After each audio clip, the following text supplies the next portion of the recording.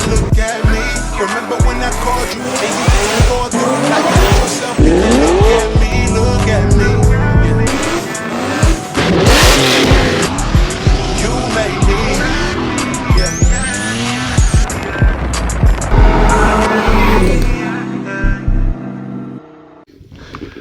And what up, what up, what up? What's good with y'all? So what are we getting into today? Alright man, so today we're about to be going to our boy Lex's house and I'm about to be taking the 240 over there. And today should be a very interesting day, to say the least. This should be fun. So what I want to do today is I want to give Lex's son Jalen a ride in the 240SX, but I also want to let Jalen drive the 240SX. And the reason I want to let Jalen drive the 240SX is because he's never driven an LS powered car.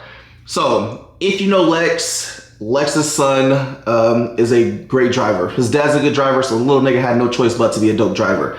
So, you know, my little nephew is pretty sauced up. I ain't gonna gas him up too much on here because I don't want the little nigga seeing the video and being, you know, really trying to pop his collar on me and shit. But the little nigga can drive. He can also ride his little ass off when it comes to motorcycles and shit. So yeah, he's an overall little motorsport enthusiast, but he's never driven an LS car. And I feel like he has this rotary mentality beaten to his head from his dad. And Lex is one of those type of people who's grassroots style drifting. And he's like power cap. He doesn't like power. And I get it.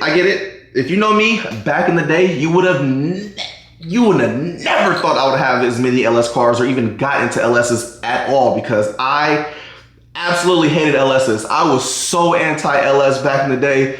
I really do feel like, and I still stand on this. And I will say it.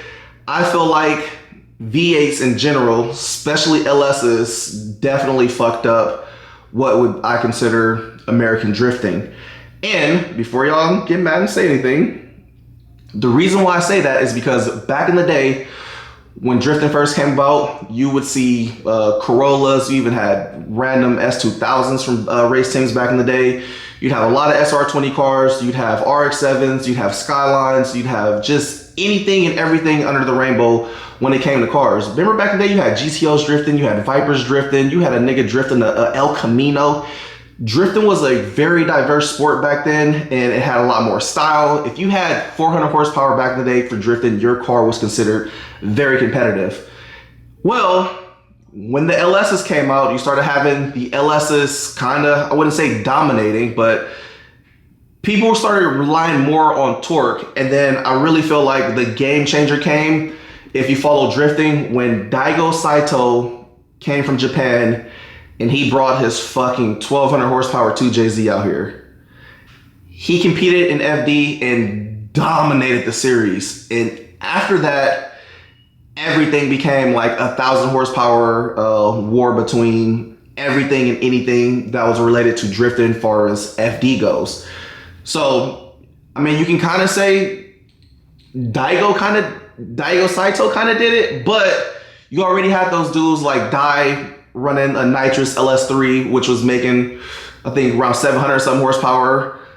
You also had, oh my God, I can't think of his name right now. I'm about to have a brain for it. But you even had, Reese Millen, Sam Hubinet, GTO, Viper driver. Like you had all kinds of diverse cars, but you start having these cars that were making, you know, pretty good power. So after Daigo and his 1,000 horsepower JZ car, it just literally became like, yo, we need more power. And that's when you started getting into the supercharged LSs, big nitrous LSs, but you still kind of had those competitive cars. You will still see RBs here and there, which were making about 800-900 horsepower. Shout out to probably my favorite FD dryer, which is Forrest Wang, which probably had the most style in FD. I don't give a fuck what nobody say. Forrest was a absolute animal when it came to driving. And then now it's just like you have an insane just LS lineup when it comes to FD. FD is pretty much NASCAR motor, LS or JZ if you're going to be competitive at FD. But sorry to drag that out, when we deviated off topic like crazy. But Lexus stayed true to his old roots. He has a RX-7, and his son pretty much drives the exact same way as him. But even when his son starts hitting the limiter, he starts yelling, "Oh, get off the limiter!" I'd be like, "Bro, the way, Lex, I love you, and I'm gonna say this publicly. You are my nigga. You're my brother. You've mentored me as a kid, but your driving style is boring, my nigga. You know it's boring. Low limiter. I get it. You want to be fast, but there's no smoke off the tires. There's no, engine acoustics to give you that oh shit, he own it vibe." So I've been telling Lex since I was younger, like I never wanted to drive like Lex. Even when Lex tried to correct my driving, I never wanted to drive like Lex. I kind of do my own thing. And my thing is, I'm so used to having an underpowered car because I came from KAs and all that. And then when I finally got my SR20, which made 400 horsepower first, then it made 500 horsepower, I continued to drive like I had an underpowered car. So somebody even on the comments one time has said, "Oh, these V8s have spoiled you for drifting because all you do is sit on the limiter." Well, if I'm sitting on the limiter, that means I'm driving my LS like I drove my SR. I'm pretty much full limiter. Can you grab another gear? People are like, "Oh, go up another gear." Yes, you can grab another gear. Still gonna be the same wheel speed. I'm still gonna hit the limiter. But when you have a bunch of wheel speed on a tight technical course and you're in a higher gear, you're putting out more smoke, it doesn't mean you're going faster at all. It just means you have more wheel speed and the car tends to get pushed out further offline when you're building a lot of wheel speed. So that's why a lot of times you might see me drifting. I'm hitting the limiter and I don't shift up because I want to make sure I'm staying on that same line. If I shift up, I gotta dial my wheel speed back, and it just doesn't suit the way I like driving. I personally like driving and putting on the show for everybody. So if I'm putting on the show, you got people sitting there at the wall. How boring is it if I come by the wall, but I'm in the low RPM, or all you just hear is, whereas here I come coming at the wall, I'm slightly off throttle, I'm reeling up to it, and then as I get to the wall, I just send it, and all you hear is, it just makes more of an exciting show for the people watching. If I was chasing somebody and I want it to be fast, more than likely, I'm not gonna be on the limiter. I'm gonna be dialed back a little bit off the limiter and giving myself maybe about 1,500 to 2,000 RPM of room to go just in case I need to close the gap, or if we start coming out of the sweeper or something, then I have more RPM to pick up the wheel speed. But I drive totally different from chasing and just doing show runs, way different. But fuck, I can't believe this intro is that long. Hopefully oh my God, hopefully that wasn't an overload of information because I really didn't want to have the intro this long. But today we're gonna have Lex's son drive the 240SX, his first time driving an LS powered car. And I just want to give him the experience to see if he likes it, because I remember hating on these motors and hating on them all together when I really didn't know nothing about them. I didn't understand why people did it. I just knew V8s are here, it makes drifting easier. Ill. Be a man, sit on the limiter, and have no power band. Whereas my SR, what I can compare it to, we had nothing under 5,000 RPM. Granted, it revved to like 8,300, but under 5K, I had nothing. I was hitting full boost at 58. So let's say from 5,500 to 8,000, which is 3,000 RPM worth of power band, it did not make for a fun drift car. It was fun back then because I was making it work, but when you kind of clutch kick all the time, or you got to be hella high in RPMs, the moment you back off throttle, RPMs will drop. Now you're out of boost. You have the clutch kick. That's also why I drive the way I do. Like, I'm so locked into driving with an SR to where it's just like, I don't want to fall out of boost. I'm just on the limiter. That's also another reason why I drive the way I drive and not letting the RPMs drop too low. It's because of my old habits of how I drove a lower horsepower car, or a car that didn't make as much torque or had a smaller power band. Whereas LS3, fuck, let me open this garage if I'm gonna be sitting talking to y'all. LS3, how this is set up, 530 horsepower, but I'm making power all the way from 2,000 RPM to fucking 7,000 RPM. So the power band is ginormous when you're comparing that to a SR20, which if you're tandeming and you're drifting, the bigger power band and having the low end torque, like you can literally check up on somebody, get off throttle, hand brake or left foot brake, whatever you're gonna do, get close and close the gap and not have to clutch kick yourself back into the power band. If we're talking about drifting, that's just purely if we're talking about drifting. If we're talking about for a street car, having a big power band makes for so much more of a fun street car than wait for it, hit, now I got power, oh shit, I'm already half a block and now I gotta you know, that wasn't very interesting. Whereas this is, you know, first, second, third, fourth, like you're through the gears hella fast. The power band comes on fast, which is something that I've grown to really enjoy. I've driven a lot of different cars, man, over the years. You guys have seen it. SRs, 2Js, high horsepower 2Js, fuck, the GT500, the Viper, like, and I will say that my favorite power band would probably be, for a street car, an LS. If we're talking about all out power, you want to make the absolute most power and what's going to feel fun and crazy fast, then I'm always going 2J. My favorite motor, without doubt, is a 2JZ. I'm not picking anything over a 2J.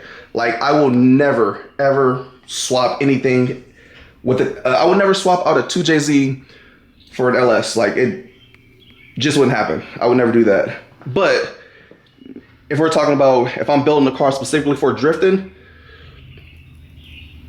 I can go 50-50 on whether I want to do SR, or I will go 50-50 on if I want to do a JZ or if I want to do a LS. I was looking for a JZ 240, and this one just so happened to fall on my lap with the LS already in it, so I was just like, whatever. It was a good price, and all I had to do was my twist and take on it, getting it looking good. But if I was building a car, I know JZ so well to where I can get a JZ to perform like an LS car just by sizing the turbo and the cams and everything up right.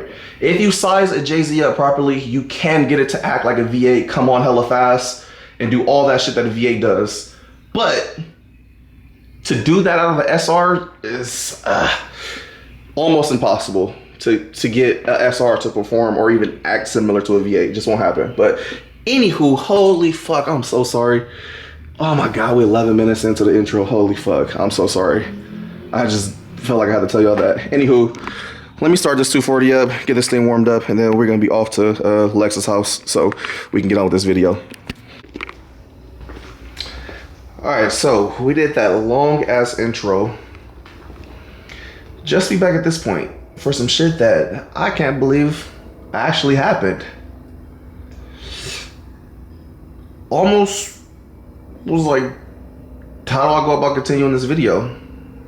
Cause I'm like, not lying, y'all can see it's damn near back dark outside. I got back home, you can tell I've been sitting in this chair, rocking, looking at this fucking 240. Sitting here, so I'm about to just it's better if I just show y'all. It's probably better if I just show y'all. Oh yeah, did my landscaping too. Had the weeds pulled. Now I just need to start throwing away shit. Watch this, man. Watch this. Car ain't in gear. Y'all ready for this? Watch this. Watch this shit, bro.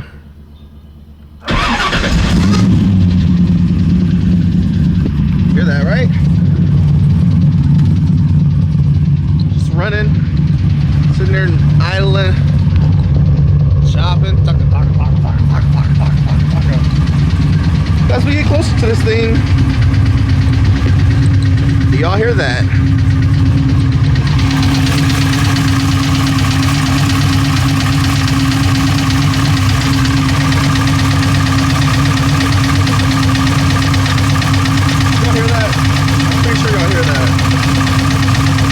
For my LS people, that is not a lifter. That is not a lifter.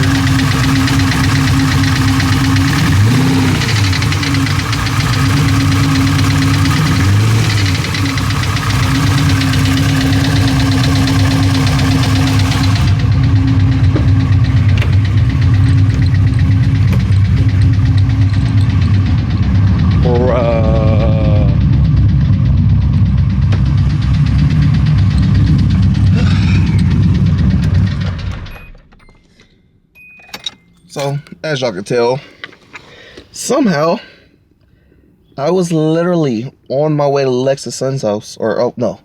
I was literally on my way to Lex's house. Nothing. Not a pool. Nothing. Just driving normal. I got probably about 4 lights up. And as I'm sitting there at the light, I hear ticking. I'm like, ooh. I'm like, damn, bro. I'm like, this lifter's ticking. So, come back to the house. I was like, maybe I just need to top off some oil. Maybe the lifter isn't pumping up. Let me check it. Go to check the oil. Oil's a little low. Nothing crazy, but it was registering on a dipstick, a little low. Top the oil off. Start the car back up. Thinking, all right, now that we got, some oil in here, a little bit thicker. I did the 2050 VR1. And I was like, we should be able to pump up. It should pump back up. Well, guess what? I sat there waiting for it to pump up.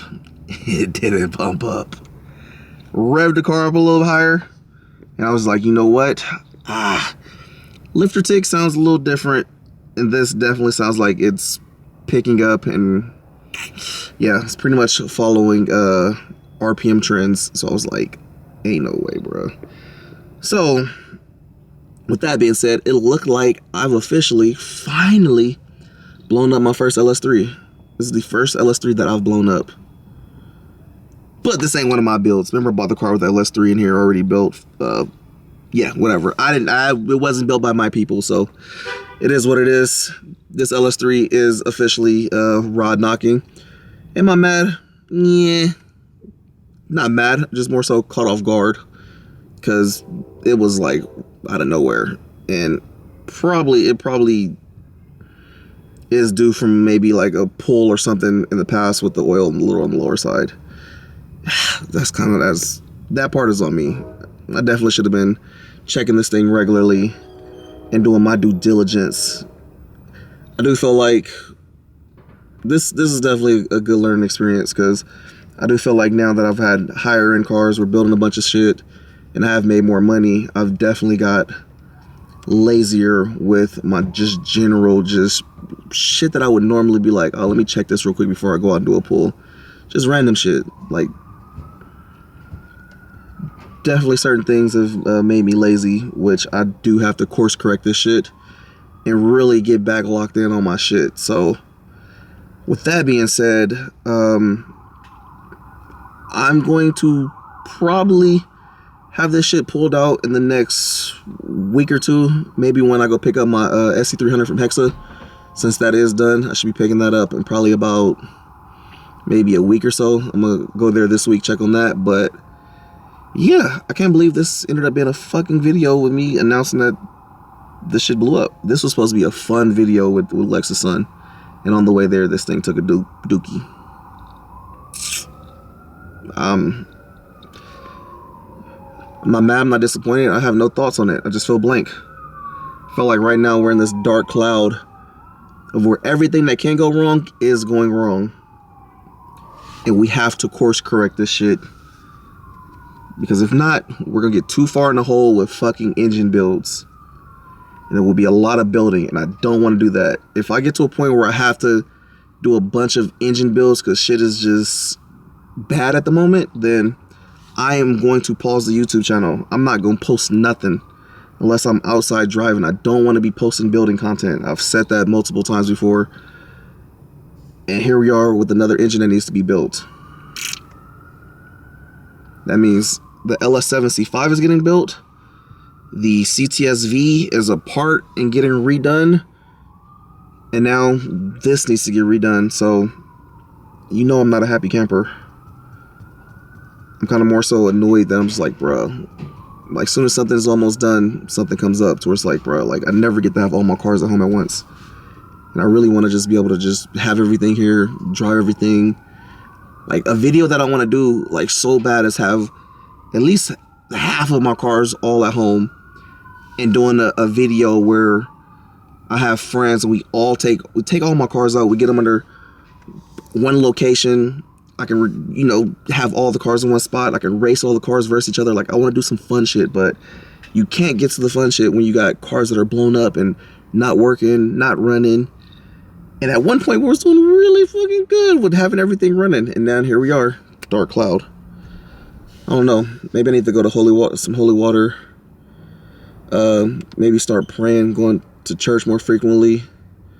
Because this doesn't feel like it's just a random occurrence. I feel like this is one of those things where it's like this is divine intervention or something. And I've like, I've been trying to go to church with Granny here and there, but maybe not as much as I should be. I just feel always use the excuse that I'm so busy. But yeah, man, we got to make some changes, bro. Got to make some changes. This is one of those things where it is definitely a humbling experience. So, got to make some changes. Got to do some readjusting. I've been saying this, I need to get back to having fun. A lot of this shit is starting to feel like work. Work. I don't like making content that feels like work, man. I like going out, having fun, mingling, enjoying energy and having vibes. Like, this shit has just been feeling like work. And you have people that are, like, oh, you can't be complaining because you live in somebody else's life. It's like, it's so easy to look from the outside in and see, all the cars and shit, and like, life must be good. Like, nah, man, my overhead is crazy.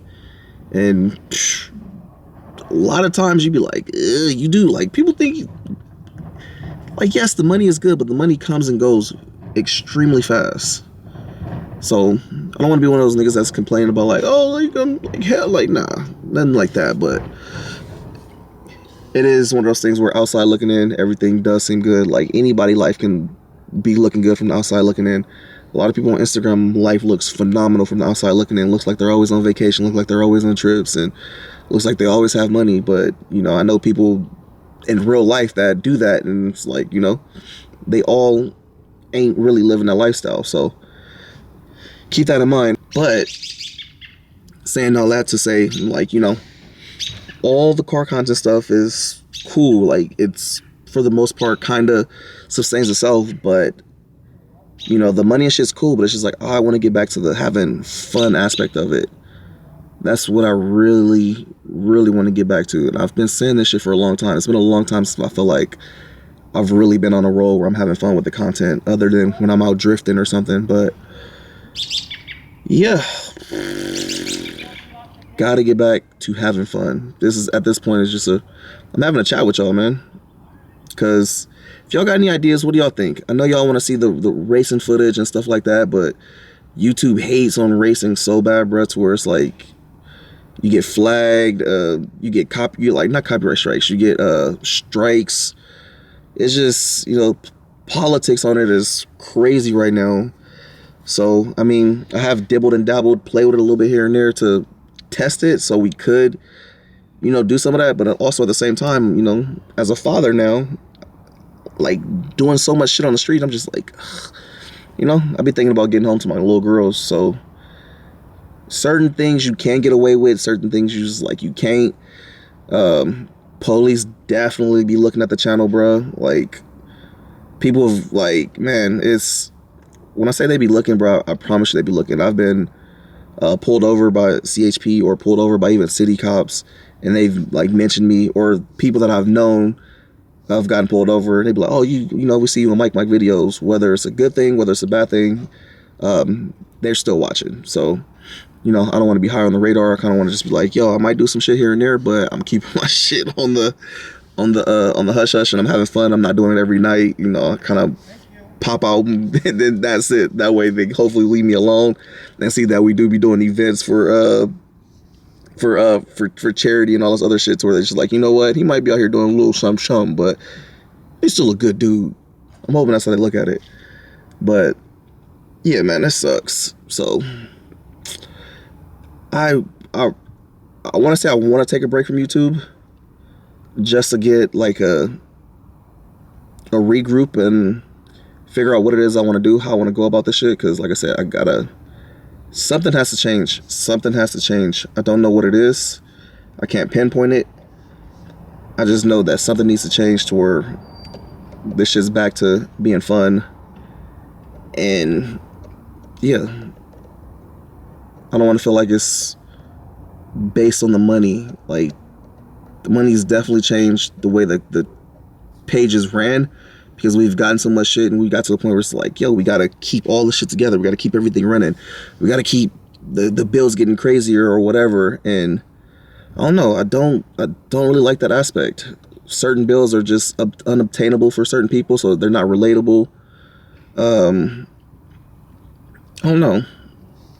Lately, I just don't be feeling like me. This ain't like no bipolar shit and oh, I'm so stressed and like, nah, it's just how I've been feeling for a while. Like, I've been feeling like this for a while. So, I don't know, a little heart to heart. Just gotta figure this shit out, man. Gotta figure it out. So, we'll see. We'll see how the next upcoming days or weeks go as far as what I'm gonna do. But y'all know me, I'm pretty transparent. I'm gonna keep y'all up to date on what's gonna go on, what's gonna go down. But yeah, we'll see.